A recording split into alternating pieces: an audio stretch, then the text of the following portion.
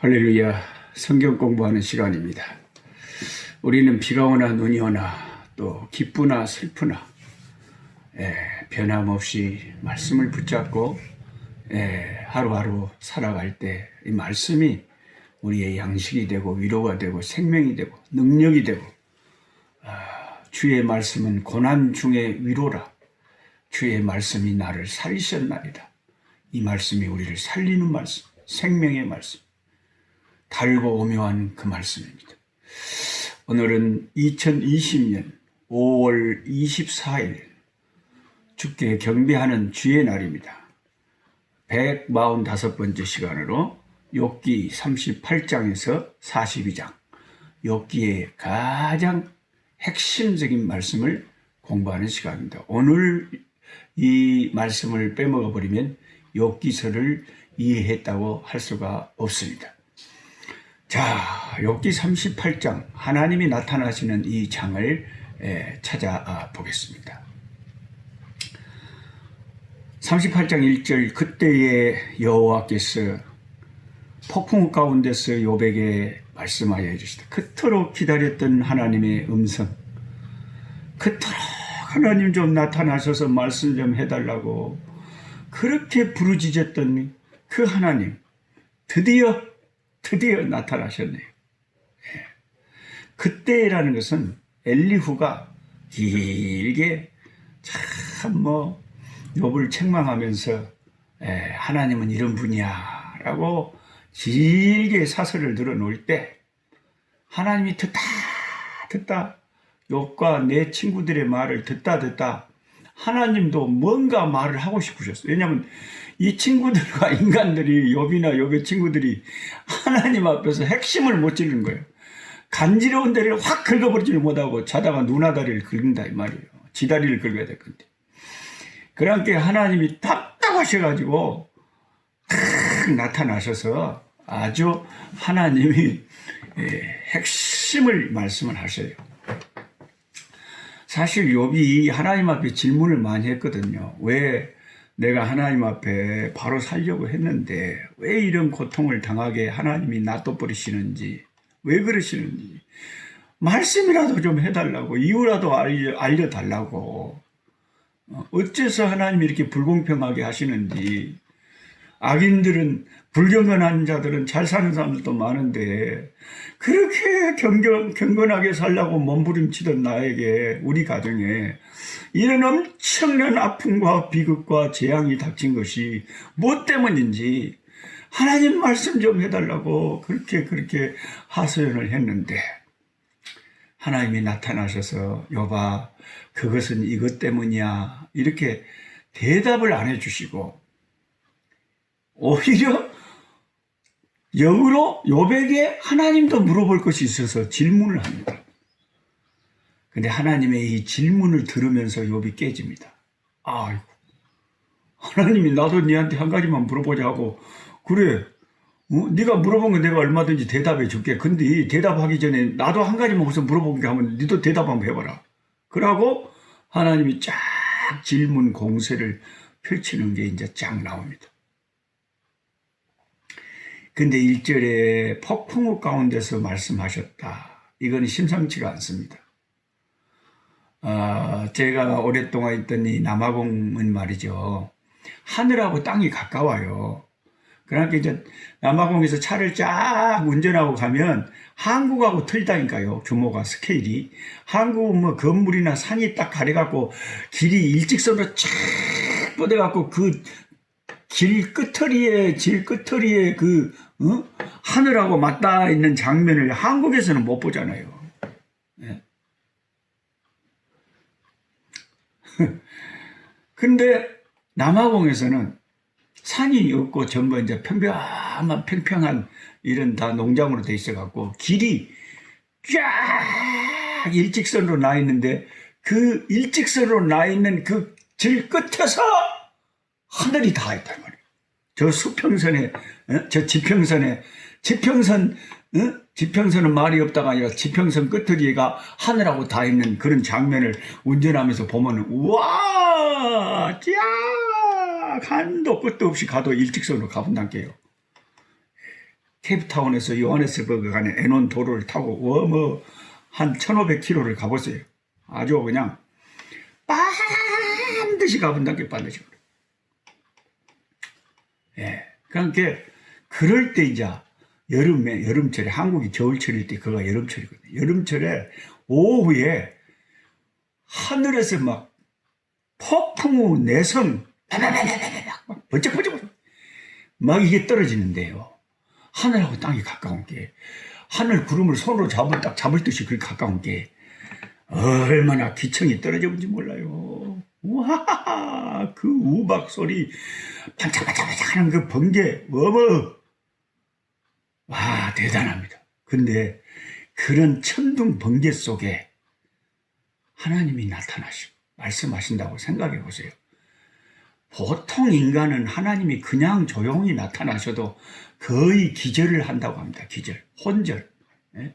그렇잖아요. 요한계시록 1장에 사도 요한이 밤모섬에 있을 때에 주께서 나타나셨는데 내가 엎드려져서 기절한 자, 혼절한 자가 되어버렸다고 그러잖아요. 예?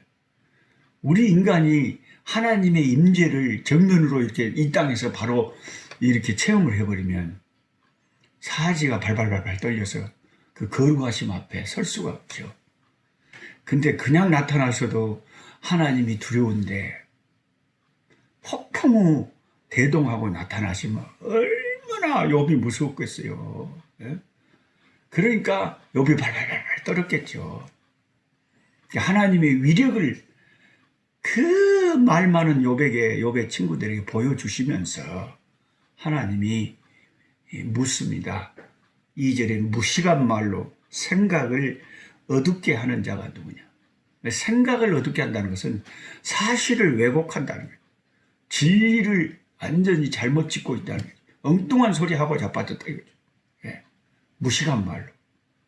지금 욥이나 욥의 친구들은 대단히 막 은혜로웠다고 자기들은 막 정말 뼛속 깊이 있는 말을 욥은 하나님 앞에 내뱉었고 하소연했지만 하나님이 들을 때는 아주 무지한 말이고 진리를 가리는 말이고 이치를 가리는 말이었어요. 우리는 이런 말씀을 보면서 하나님의 이런 음성을 들으면서 여러분 겸손해야 돼요. 인간들은 고집이 세가지고 내가 믿는 것이 맞다고요. 여기 동영상을 보니까 빛과 진리 교회가 그 똥 먹인 교회가요. 기자들이 찾아가서 하니까 저들끼리 작전을 짜가지고 기자들이 오면 일부러 자빠져버려. 그래갖고 헐리우드 액션을 해가지고 기자들이 오니까 밀지도 않았는데 확 자빠져가지고 기자가 날 자빠졌네. 경찰 불러. 이런 짓거리들을 하는 걸 보니까 회개하기는커녕 완전히 진짜 신천지하고 별 차이가 없다는 생각이 들어요. 그렇게 진실하지 못한 교회가 어떻게 그게 제자 훈련이고 그게 은혜스러운 거예요. 그러니까 인간들은 절대 자기 잘못을 잘 뉘우치지 않습니다. 예. 우리 교회는 잘못이 없다는 거예요. 우리 교회를 음해하려고 뭐 신천지 세력이 건떡만 하면 뭐가 잘못했다고 신천지다 그래요. 예. 그래서 우리가 이런 말씀 하나님의 음성을 들으면서 내가 아무리 주장을 하고 내가 잘난 척하고 내 생각이 옳다고 막 입에 거품을 내고 말을 할지라도 나중에 하나님 앞에 섰을 때 너 왜 그렇게 무식한 말로 이치를 가리는 헛된 사실도 아닌데 네가 그렇게 잘난 척하고 네 생각이 옳은 척하고 난리를 쳤냐?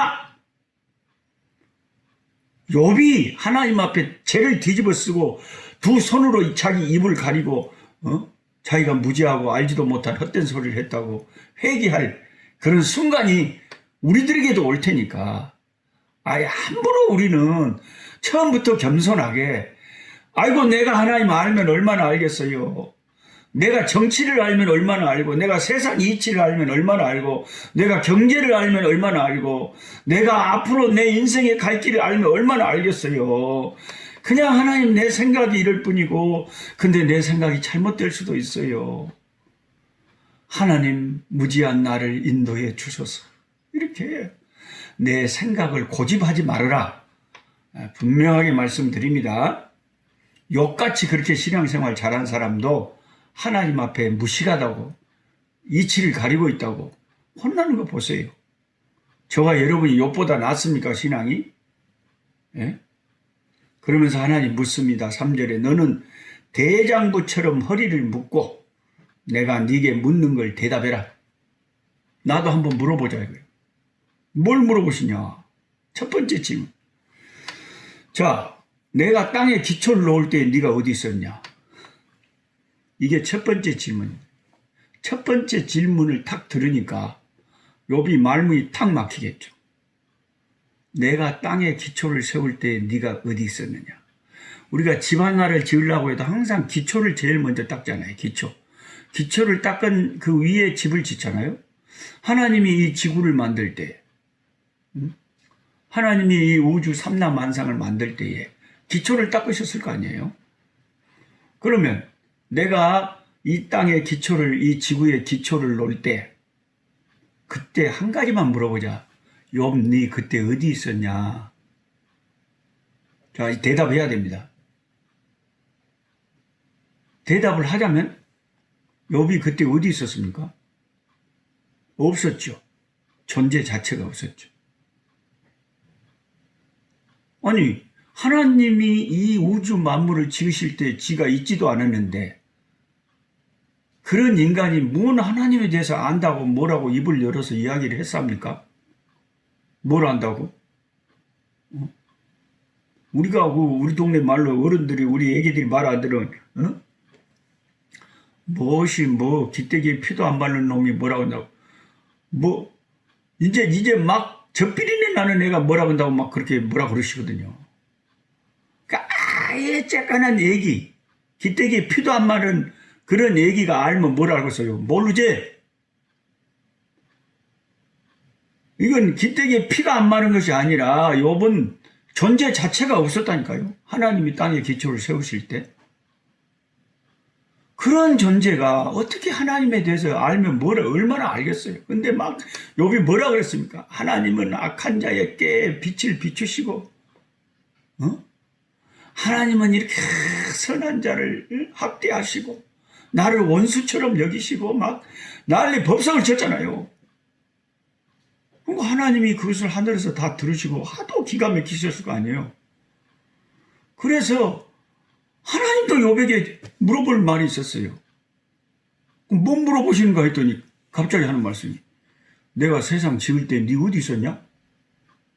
없었단께요. 이게 무슨 말이냐면 욥 네가 하나님을 알면 얼마나 아냐요.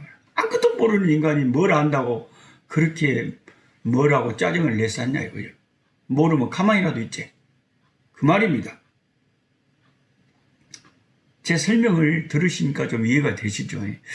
그냥 설명을 안 들으시면 여러분이 욥기 38장부터 이제 끝까지 하나님이 계속 물어보시는데 네가 리오야단을 아느냐 베헤못을 아느냐 별의별 것을 다 물어봐요. 막 삼라만상의 지식은 다 물어보니까 하나도 모를 소리를 하나님이 물어보시니까 알 수가 있어야지. 솔로몬이라도 다 대답하겠어요. 하나님 물어본 거예요. 솔로몬한테 너 내가 땅에 기초를 놓을 때 어디 있었냐? 그러면 솔로몬이 뭐라고 그러겠어요? 없었어요. 쉽게 말하면 우리는 하나님하고 잽이 안 돼요. 하나님이 세상을 지으실 때 인간은 아무도 없었어요. 다 피조물이라. 그 후에 하나님이 지으시고 우리는 태어난 거예요. 그러면 우리 피조물이 하나님 창조주를 알면 얼마나 안다고 이 작은 지식으로 하나님을 판단하냐 이거예요. 우리가 하나님에 대해서 알고 있는 지식은요, 태평양 바다에 한 바닥이 바닥이 물밖에 안 돼요. 한 바가지 물밖에 안 돼요. 그 태평양 바다에 한 바가지 물 하나를 갖고 어떻게 하나님을 안다고 할 수 있겠어요? 예. 8절에 바다가 그 모태에서 터져 나올 때 문으로 그것을 가둔 자가 누구냐? 이거 정말 신기하잖아요. 마다가스카르 제가 선교하는 섬나라거든요. 아프리카 동쪽 섬나라. 그러니까 제가 있는 베네리베스트도 바닷가 그 작은 도시거든요. 한국으로 말하면 한 울산 정도 될까요? 한국인은 저와 아내 딱 둘이 있는데요. 지금도 그 잔잔한 그 바다가 생각나네요. 예, 마다가스카르의 그 이름 모를 아름다운 꽃들이 생각나고 그 가난한 사람들이 눈에 환합니다. 이제 곧 또 코로나가 종식되고 다시 선교지로 현장으로 돌아가서 또 마다가스카르에서 또 이렇게 선교 공부를 찍겠죠. 근데 그 바닷가에 가서 항상 보면 어떻게 바다가 여기까지 딱 오고 바닷가에 집 짓고 사는 사람들 봐봐요. 자기들은 확신을 하고 있잖아요. 물이 여기까지만 오지 여기까지는 안 온다. 근데 이제 막 옛날에 막 일본에 뭐 터져볼 때 그냥 지진이 일어나고 막 이러면 하나님 맘만 잡수시면 온 지구를 물바다로 만들어 올 수도 있고 불바다로 만들어 올 수도 있고. 근데 누가 그 바닷물한테 명령을 해갖고 문으로 딱 닫아갖고 너는 바다는 여기까지만 있어요. 지구본을 보면 바다가 이렇게 상당히 지구의 막 6, 70%를 차지하고 막 5대양, 5대양, 5개 큰 바다가 있는데 그 어마어마한 바다를 누가 그렇게 선을 딱 정해서 그렇게 가다 놓을까요? 그럼 물이 확 퍼져서 지구를 확 덮을 수도 있을 건데 지구가 뺑뺑 돌아오고 움직인 게 어떻게 그걸 가다 놨을까요? 저수지에 가다 놓대 바다를. 누가 가다 놨대? 그거 하나님이 요백에 물어보는 질문이시니까 여러분은 대답할 수 있겠죠. 하나님이 가다 놓으셨죠. 욥이 속으로는 하나님이십니다 라고 당연한 답이지만 하나님이 물어보고 싶어서 물어보는 거예요. 자, 그러니까 이런 질문들을 계속 하시니까 하늘의 별에 대해서, 바다에 대해서, 무슨 식물에 대해서, 동물에 대해서 막 물어보시니까 무슨 비, 눈, 어떻게 하늘에서 비가 내리고 어떻게 눈이 내리고 뭐 얼음이 떨어지고 물이 또 녹아서 얼음이 되고 뭐 얼음이 녹아서 물이 되고 이런 거 누가 그렇게 만들었냐? 하늘에서 누가 그렇게 물이 떨어지? 이런 것을 자꾸 물어보니까 여러분 뭐 베헤못이 뭔지 리오야단이 뭔지 막 그런 거 몰라도 괜찮아요. 근데 하나님의 질문의 핵심을 아시면 돼요, 여러분. 맥을 딱 잡아버려요. 그래서 이게 맥을 잡는 성경 공부예요. 성경이 맥을 잡는다. 맥을 잡아보면 딱 풀려버려요. 그럼 욥기 38장부터 나타나서 하는 다양한 그 질문의 내용은 다양하지만 한 가지 핵심은 분명해요.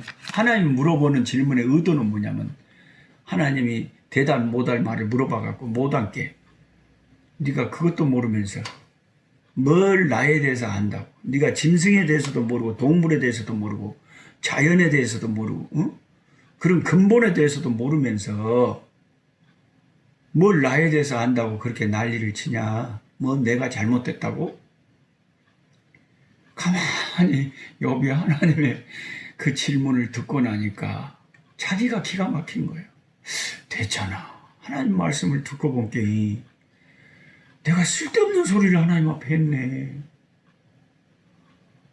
천지 만물을 아무것도 없는 데서 지으신 하나님이 나보다 생각도 깊으시고 능력도 많으신 하나님이 어련히 알아서 내 인생에 역사하실 건데 내가 너무 내 현실이 힘들다 보니까 믿음이 떨어져서 하나님 앞에 믿음 없는 소리를 했구나. 하나님 귀에 섭섭한 소리를 했구나. 하나님을 불신하는 소리를 했구나.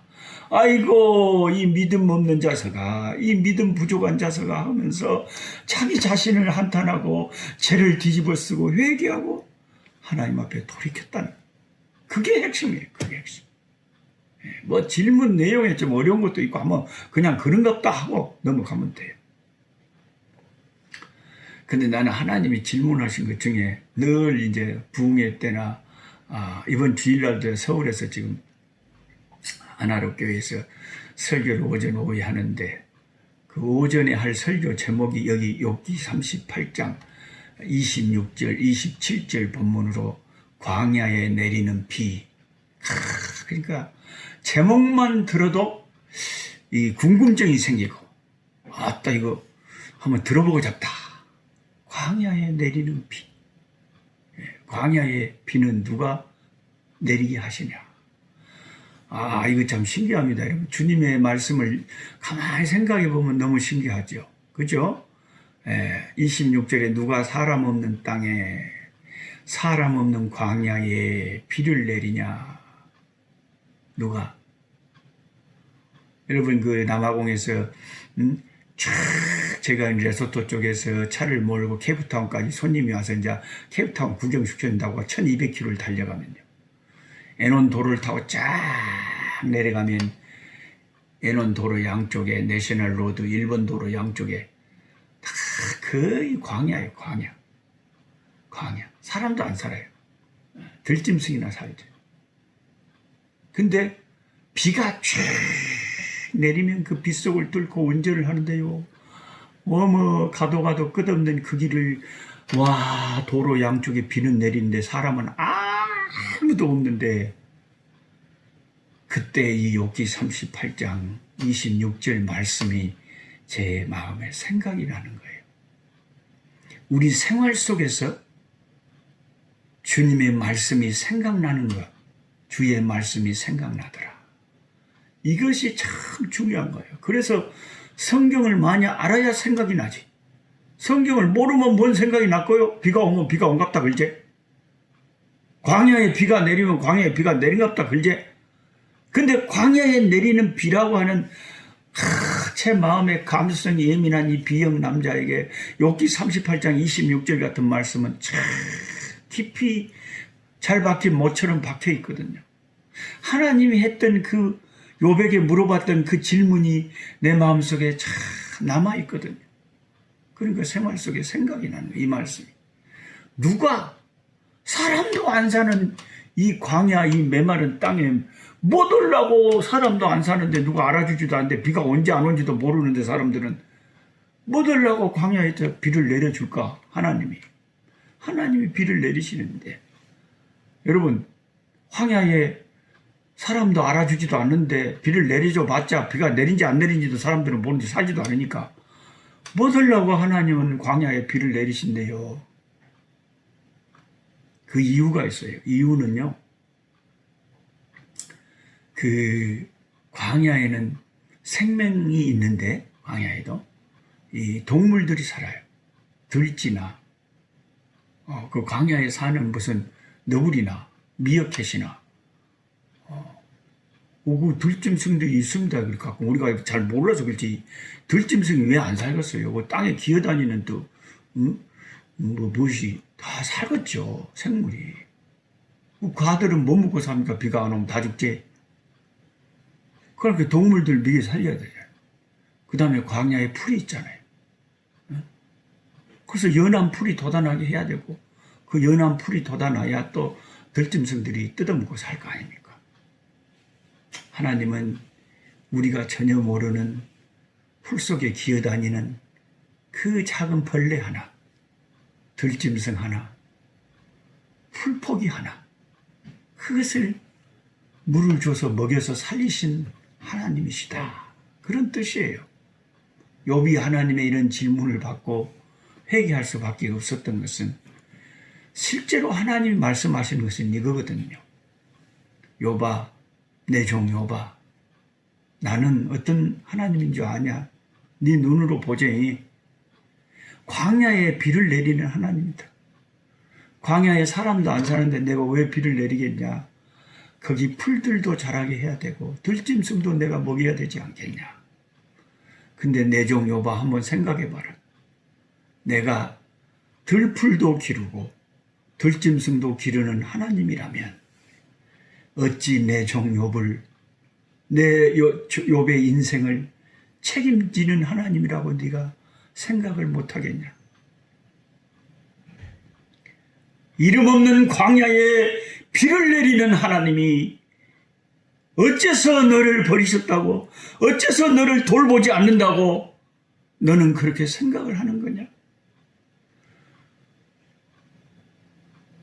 눈을 들어서 들의 백합화를 봐라. 그 백합화 한 포기가 솔로몬의 영광보다 낫고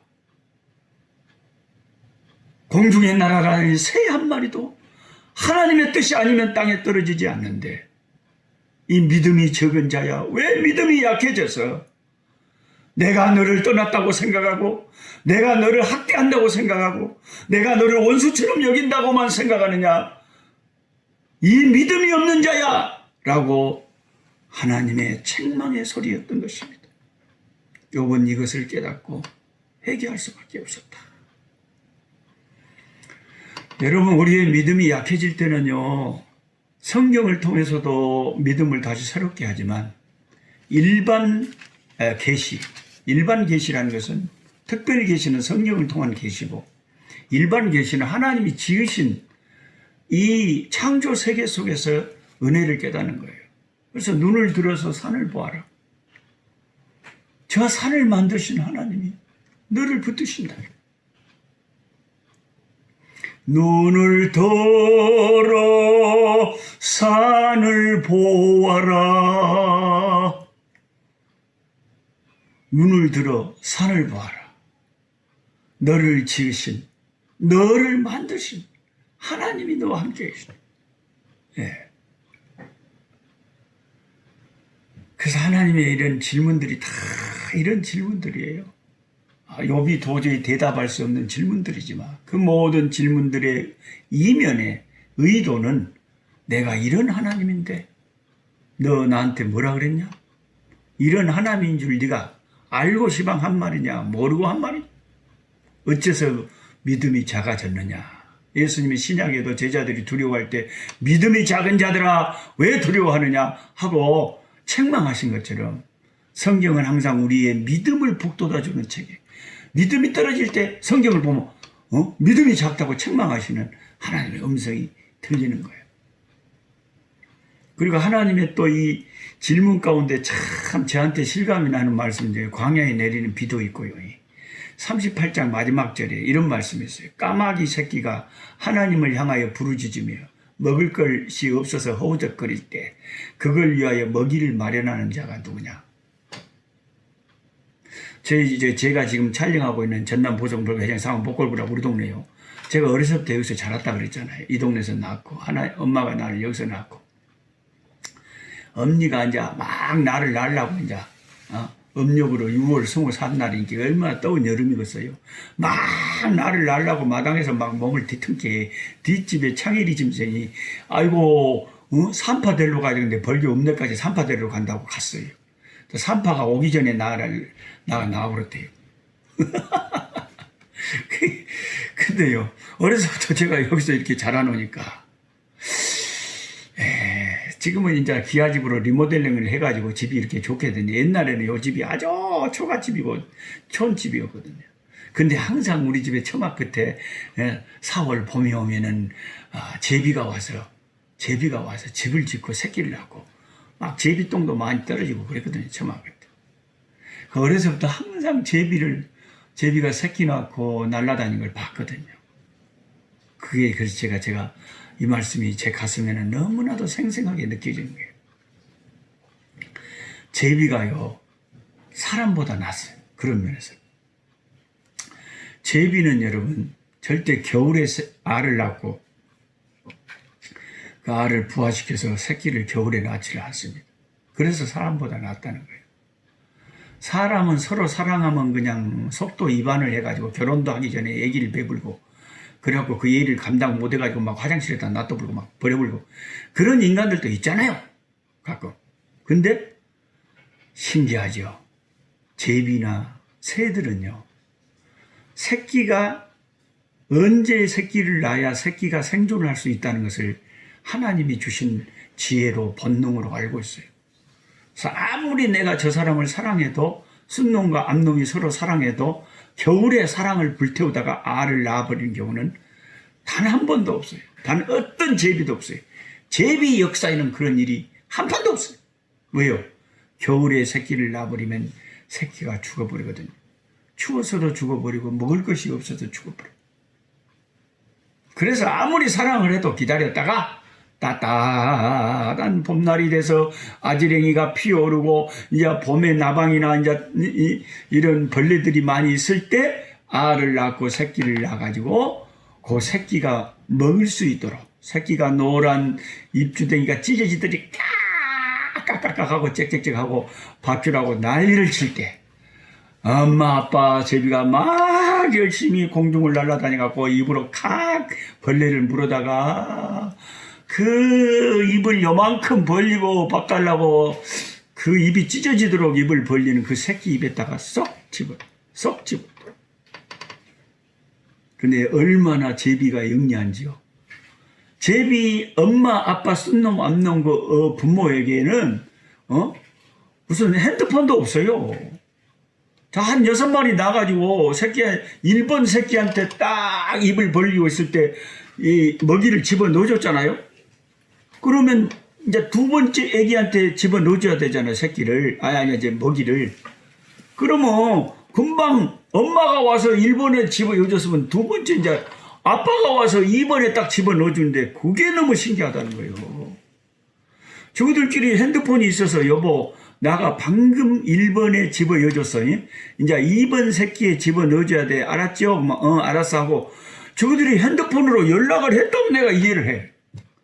어떻게 자기들끼리 소통을 했는지 분명히 1번에 딱 집어주면 아빠가 다시 이 먹이를 물고 와서 그 다음 새끼한테 제대로 입에다가 넣어준다. 이것이 나는 신기하다 이거예요. 이것이 왜 신기하냐? 사람도 헷갈리게 생겼다니까요. 새끼들이 다 똑같이 생겼어요. 털도 안 나가지고 어머 그 제비 새끼들 봐봐요. 입주댕이는 노래갖고 전부 다 입을 쫙 벌리면요. 금방 지가 묵었으면 입을 다물면 좋잖아요. 알기 쉽게. 근데 금방 묵은 놈도 그냥 더 입을 벌리고 난리를 쳐볼게. 아니 와서 헷갈릴 거 아니에요. 조금 전에 어디까지 줬지? 완전 헷갈려버려요.